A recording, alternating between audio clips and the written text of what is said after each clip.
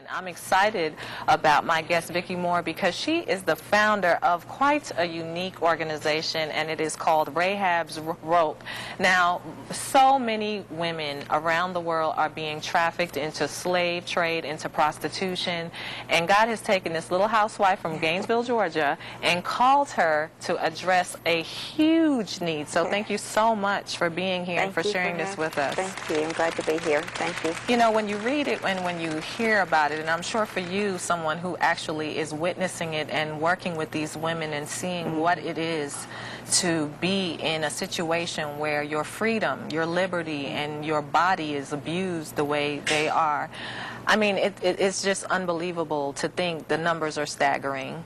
4 million every year. Every year, around the world. Isn't that something? It's incredible. So tell us, how did you come to end up in India and be doing such a wonderful work? In 2004, I was at home on the internet looking for something for our church to get involved in, and came across a story about these women in India.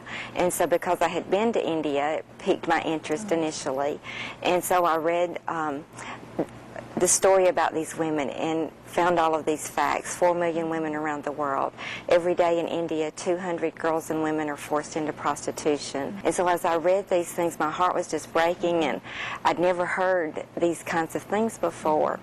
And, you know, in my heart I said, God, why isn't somebody doing something about this? And you should have known when you asked that question. Exactly. We should know better, Absolutely. shouldn't we? Why was this the particular issue that you think pricked your heart? You know, and I guess being a woman, being a mom, a mother of a daughter, and knowing what was happening to these girls, and just how abused that they are. All of our girls, you can look at them and you see cigarette burns, knife cuts, acid's been poured on some of them, just things that we just could not imagine that happens to force them to do the things that they have to do. The average age we have found with our girls that they've been forced into prostitution is 11 years old. Wow. So they've never been allowed to go to school. Most of them can't read or write, and they have no skills. And you are teaching them trades, like you said. I mean, many of them don't know the basics, and actually even the jewelry that you're wearing right now is something that's been produced. Tell us a little bit about that. All women love jewelry. That's right. I've been complimenting you on that all night. And so that was one thing that we knew that we could teach the girls to make, and that we would be able to sell that here. And that was, you know, going over, I didn't want to just, we weren't just a free hand, but it was in teaching the girls a trade, something that they could have a better way of life. I was going to ask you, because you know, you're dealing with women, you're in a Hindu nation and a Muslim nation, and you are ministering Christ in a very practical, tangible way, because I'm sure sometimes you kind of have to backdoor it a little bit, because you have such need to tend to. Yes. What is that experience like? Our tagline is love in action, and our girls, they've never been able to trust anyone. They've never felt loved, and so they come to the center, and we just try to display the love of Christ to these women. We have devotion every day at the center, Bible studies, we have a worship service. Usually it's a process for these girls, because, you know, most of the girls when we get them are around 20 years old, and so 20 years of their life they've believed a certain way. Yes. And then they've never heard of this person. And they've been treated a certain way. Exactly. You know, we try to explain the love of Jesus to them, but we really have to show it to them. Yes.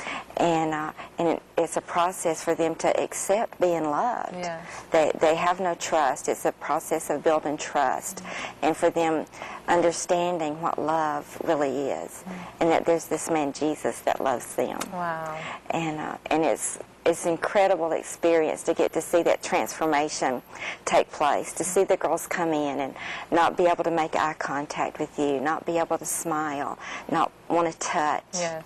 And then to see that love of Christ develop in their lives, and then they're just so happy. If you go on our website and look at pictures, you're just going to see smiles. Absolutely. Because that love is now within them. Quickly in closing, Rahab's Rope. Yes. There's a really neat story behind the name of your organization. Tell us about it. I was taking an online Bible study, survey of the Old Testament, at the same time that God broke my heart for these women, and we just happened to be studying Joshua and the story of Rahab. And in my studies, I learned that flax that she hid the spies with was used to make rope and linen, and that probably she made the rope in the story. And so the rope in the story represents Rahab's rescue, physically, but then also spiritually. And so with that thought in mind, we took the name Rahab's Rope, and that what our girls were making would rescue them physically from the streets, but then hopefully spiritually the girls would be rescued. Wonderful. And you can see it because you all have assisted 6,000 plus women now, right? In the streets, we've worked with over 6,000 women, and through our center and our training programs, we've had a little over 1,200 women to come through the training program. Wow. See, so you were sitting in your house one day asking God why. Exactly. And the next thing you knew, you were helping thousands of women and all across the world, literally. Well, thank you so much for sharing that story with us, Vicki.